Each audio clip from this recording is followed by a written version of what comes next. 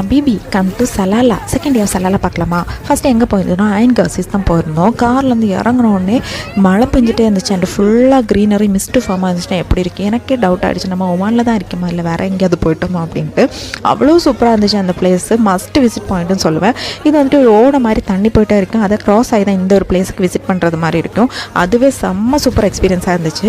இங்கே வந்துட்டு டைவ் பண்ணுறதுக்கு வந்துட்டு ரெஸ்ட்ரிக்ட் பண்ணியிருக்காங்க. பட் ஸ்விம் பண்ணிக்கலாம். ஸ்விம் பண்ணுறதுமே அந்த தண்ணி நல்லா கூலிங்காக இருக்குது அண்ட் கிளியராக இருக்குது. பார்க்கும்போது உங்களுக்கே தெரியுதா அவ்வளோ சூப்பராக இருந்துச்சு அந்த பிளேஸ். இந்த ஒரு கேவுக்குள்ளே போய் மேலே போனோன்னா ஃபுல்லாக வியூ பண்ணிக்கலாம். வியூ பாயிண்ட் மாதிரி நாங்கள் மேலே வரைக்கும் போகல, அந்த கேவுக்குள்ளே போயிருந்தோம்.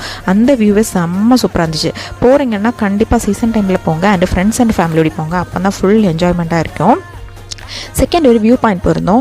அங்கேயுமே சேம் அதே இதுதான், யாருமே இல்லை. பட் வியூ செம்ம சூப்பராக இருந்துச்சு. அது பார்த்தா உங்களுக்கே தெரியும் ஊட்டி கொடைக்கானல் எப்படி இருக்குமோ சேம் அதே மாதிரி ஒரு வியூ இருந்துச்சு. கண்டிப்பாக இதோட ஃபுல் வீடியோ அப்லோட் பண்ணேன்.